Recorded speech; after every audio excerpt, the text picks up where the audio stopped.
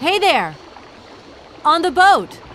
Da, barge on other side. You still need us? There. Your barge is over the locks now. It's up to you to keep your part of the bargain. Yes, Frau. Attach loco.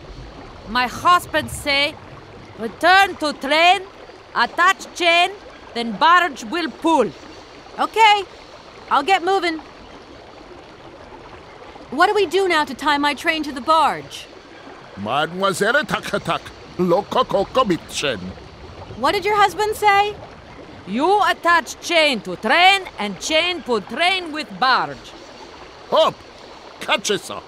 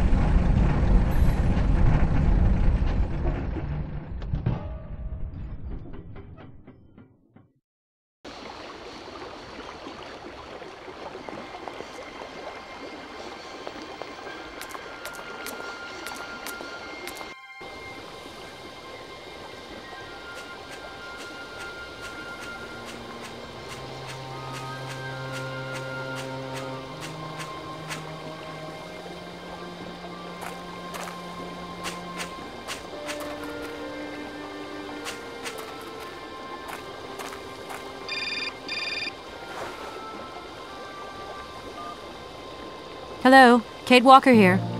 Miss Walker, this is Professor Ponce. I'm about to start my lecture on the U-Cult at any moment. Please make haste to come. Okay, I'll give it my best. Excellent.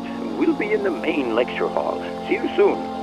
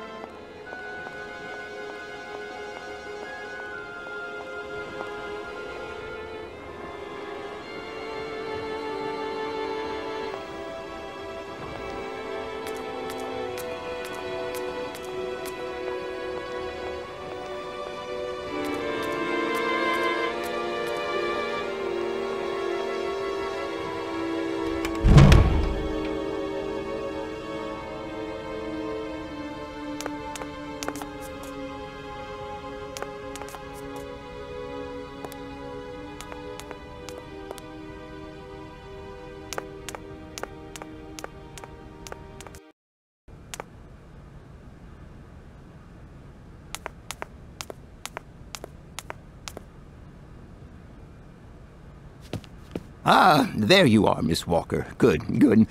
Take a seat quickly. I'm impatient to start my lesson.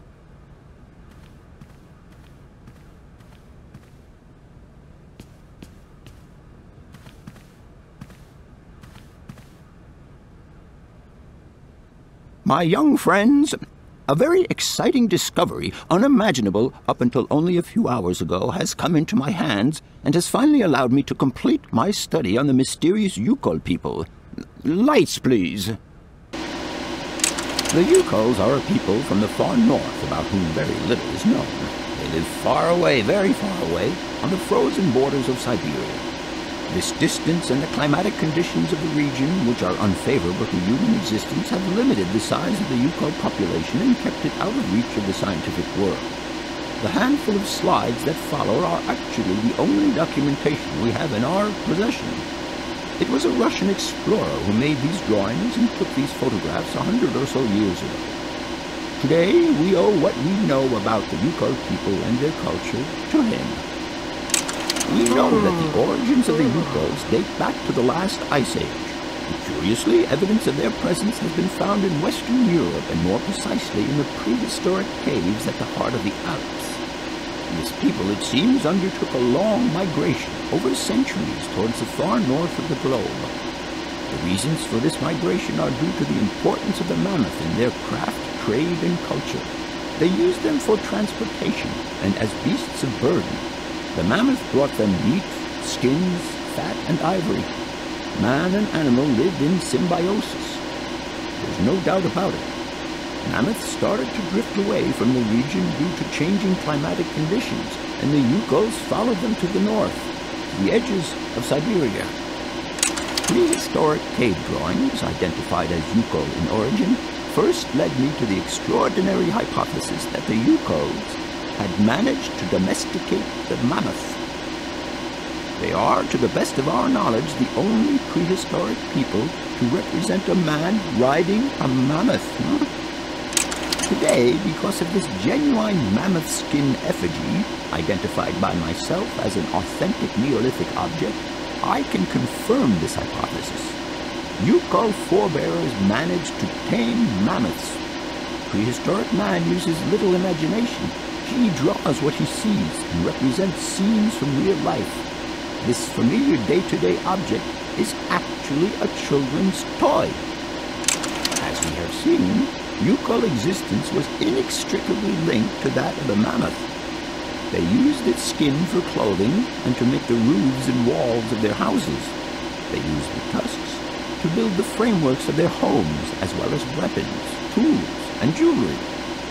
Curiously, the disappearance of the mammoth 12,000 years ago had no immediate effect on the Yukol's way of life. It seemed that for a long time after, the people maintained their strong bond with the mammoth through the centuries.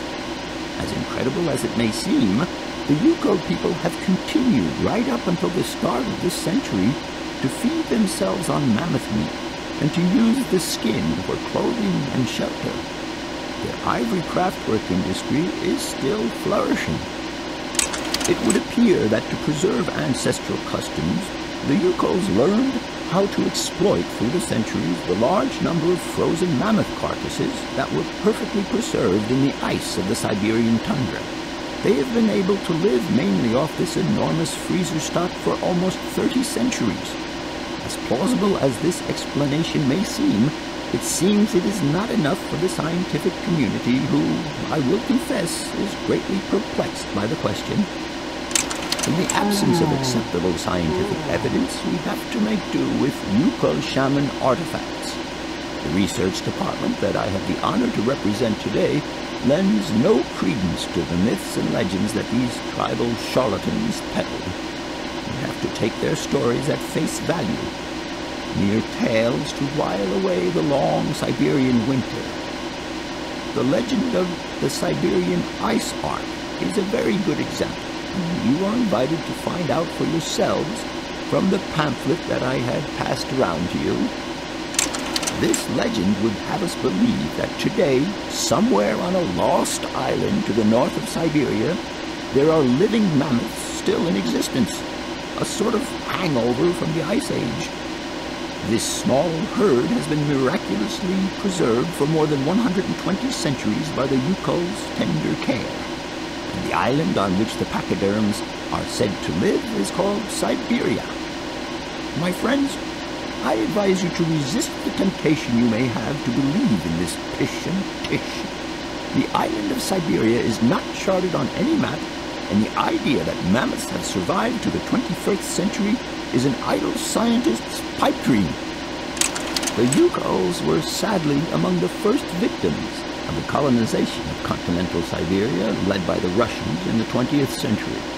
The Kolkhoz and Sovkhoz systems, as well as the exploitation, disdain, and humiliation the people had to suffer, marked a definitive break in the Yugols' traditional lifestyle. Since the collapse of the communist regime, the Yukol population finds itself confronted with the same political and social upheavals that other Siberian communities are experiencing. There are two consequences to arise from this. Some Yugols have lost their tribal identity and have integrated into the Russian population. Others, however, have sought long and hard to re-establish links with their ancestral culture that was lost under the Soviet regime. Now, at the start of the 21st century, the last true surviving Yugols have gone to live on the vast territories of their ancestors. Nobody knows today where they live or how they survived. Their very existence would be a matter for speculation if they did not turn up periodically at the tundra's most isolated fur trading posts to exchange mammoth tusks for essential items. There ends my lecture for today. Thank you for being among us today, Miss Walker. Please make your way to the laboratory where you will find your mammoth doll. There are also photocopies of my lectures should you so require them.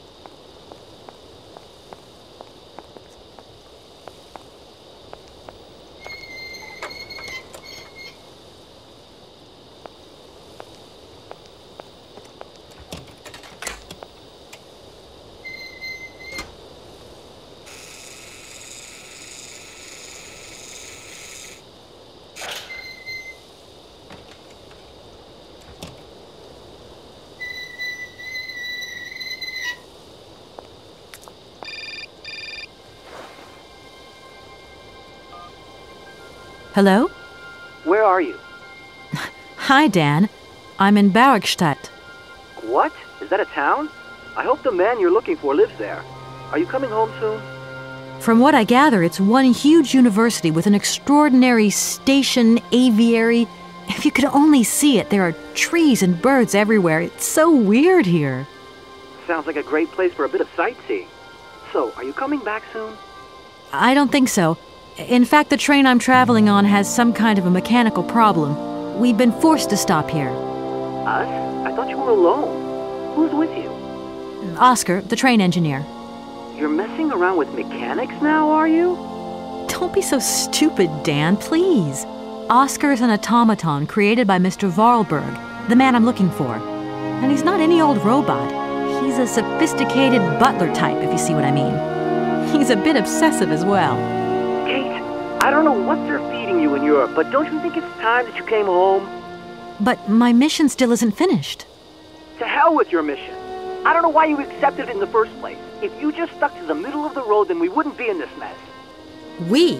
If there's any mess, it's me who's in it. And while I'm trying to come to grips with strange towns, you, my darling, are sitting at home on your butt. I seem to remember we had nothing against my departure. It was only going to be 2 or 3 days, Kate. Please, try to put yourself in my shoes. Your shoes. Not only do I have to fit myself into your diary, but I've got to get myself into your shoes as well? Is there anywhere else Sir would like me to put myself while we're on this subject? Look, I don't want to talk about it now. Call me back when you calm down. I was perfectly calm before I picked up your call. I only wanted a few words of encouragement, not your disdain. Was that too much to ask? You can be such a selfish... Takes one to know one, sweetheart.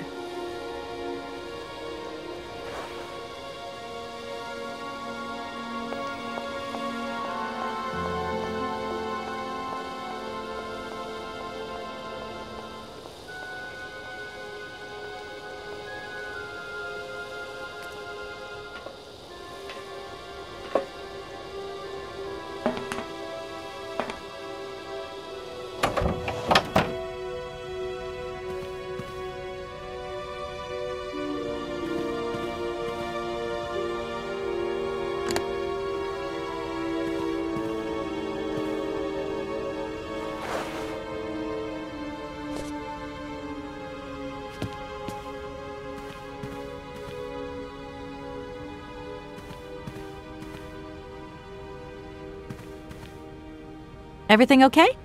Yes, Kate Walker. I am waiting to continue our journey. Oscar, if you tell me one more time something's missing, I'll... Everything is ready. Take your seat, Kate Walker. We are leaving. I'll... Okay...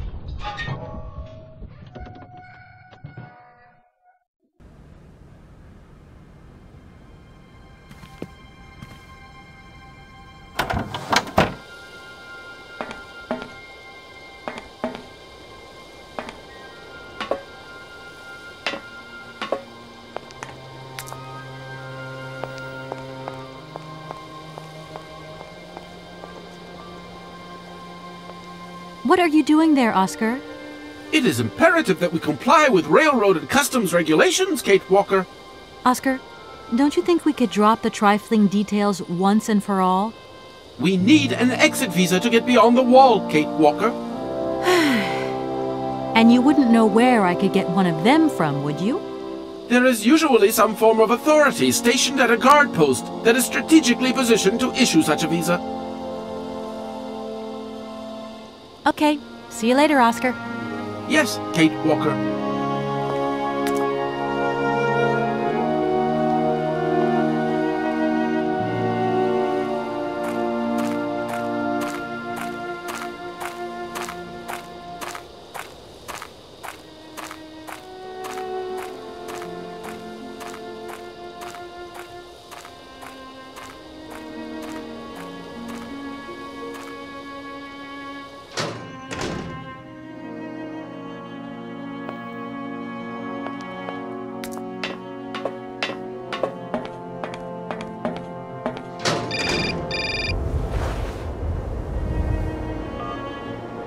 Hello? Kate! Oh, is that you? What's going on? Well, I finally got the mechanical train wound, and I hope it's going to take me to Hans Vorarlberg. I had to sort things out with a couple of weirdo sailors, and they probably ripped me off. But now I'm blocked behind this massive wall. You should see it, it's huge! I'm not talking about that. I want to know what's going on with Dan.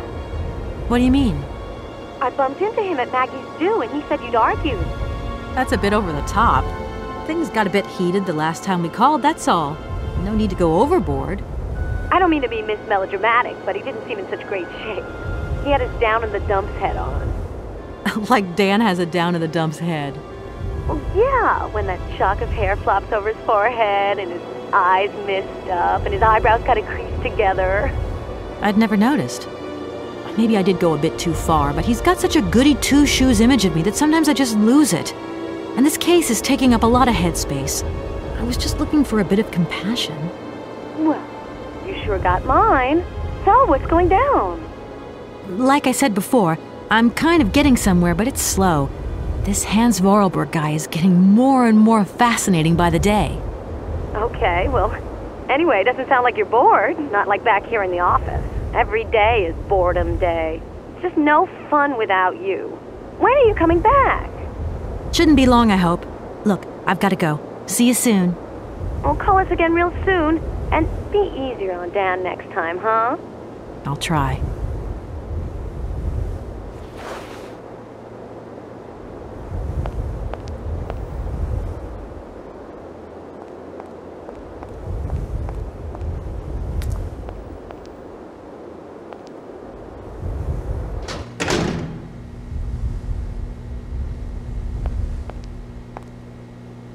Good day to you, sir.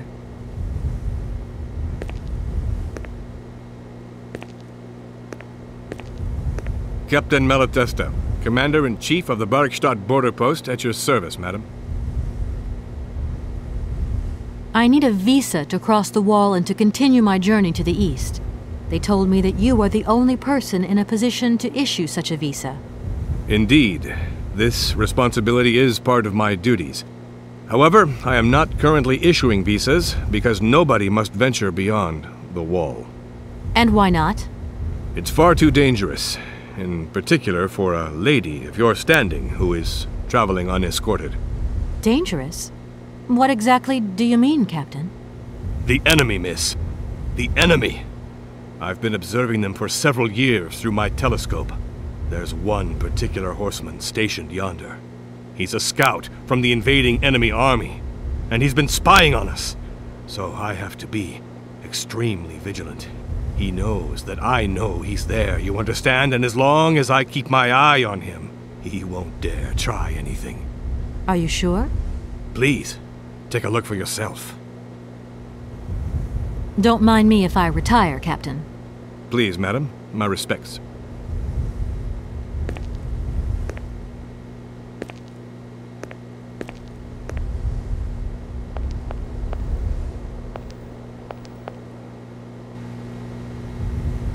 How strange. I can't see a Cossack horseman at all. There's just a dead tree in the middle of an empty plain. That poor captain must have really bad eyesight.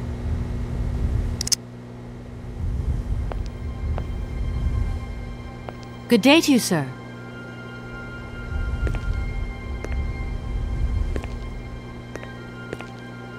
Captain Malatesta, Commander-in-Chief of the Barrockstadt border post, at your service, madam.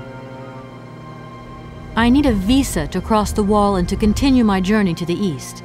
They told me that you are the only person in a position to issue such a visa. Indeed. This responsibility is part of my duties. However, I am not currently issuing visas because... And why not? It's far too dangerous, Captain, I can assure you that your enemy horseman is in fact simply a dead tree.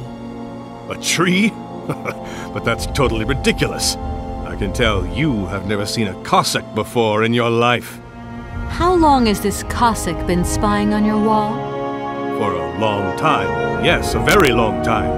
But they could attack at any moment. We simply cannot tell. And he's been in the same position the whole time? Cossacks are soldiers, miss. They're capable of great resistance and persistence in the face of adversity. Don't mind me if I retire, Captain. Please, madam, my respects.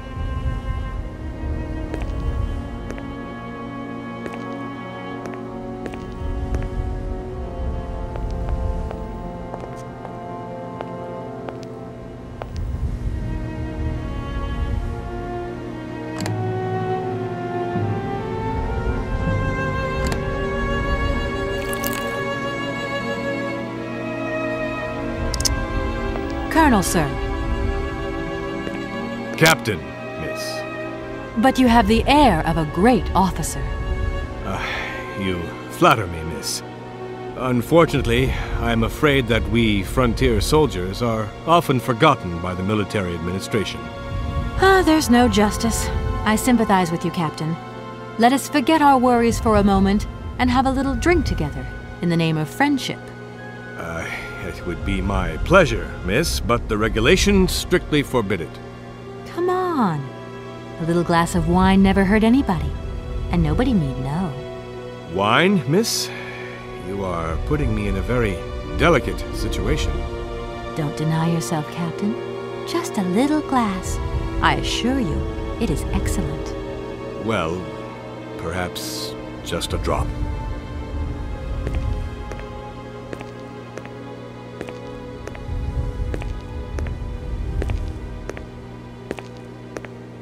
Here's your glass. To your good health, Captain. And to yours, miss.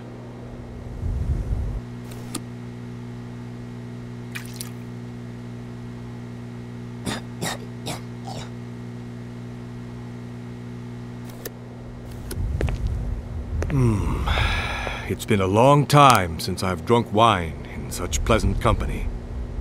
I admit, it is excellent. Isn't it? You wouldn't think it came from Barrockstadt. It is made from the Amazon forest Sauvignon grape that has been miraculously conserved and cultivated in the station garden. Well, well, well. The university authorities kept that one to themselves. You know, Captain, it is essential that I continue my journey eastwards. Please, don't even think about it.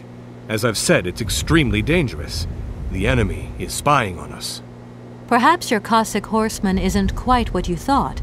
Perhaps it's just a dead tree twisted into a strange shape. You should take another look. You never know. Go on, Captain. Give it a try. So be it. I will make this concession to the fairer sex, miss. But it does seem to be quite ridiculous.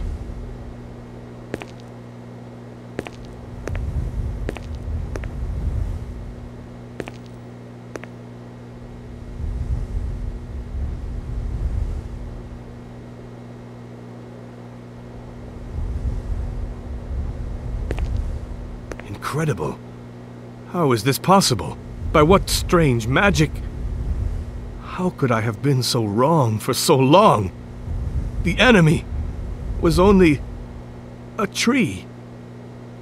I'm so ashamed. It's not that bad, Captain. It's only human to make mistakes, after all. A tree. Nothing but a dead tree. Pull yourself together, Captain. It's okay.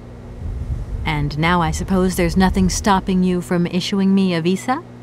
Yes, of course. There is no more danger. All these years. And now the Cossack has gone.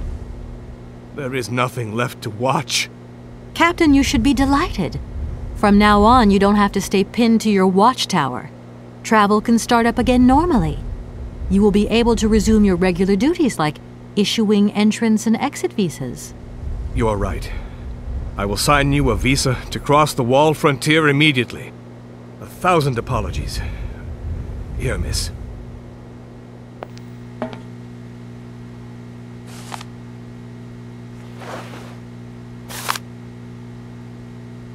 Thank you, Captain. And keep your eyes open. Miss, if we could keep this between ourselves, please. For the sake of my honor, you understand?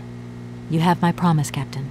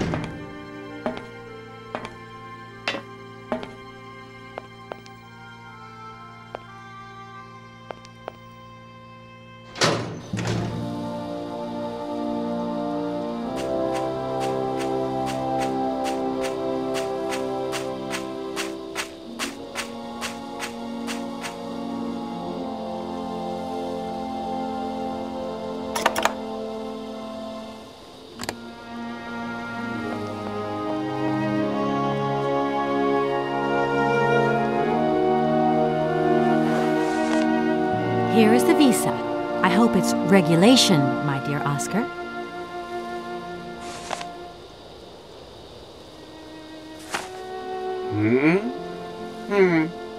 It is regulation. Here is your ticket.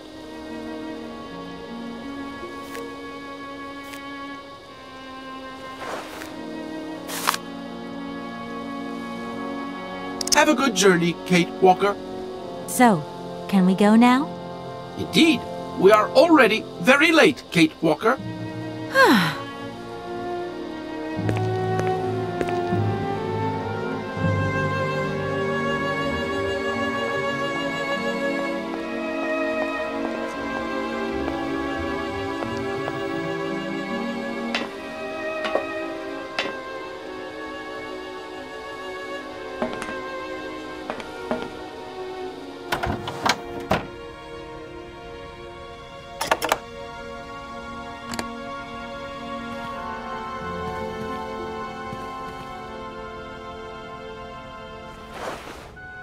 Here you go, Oscar.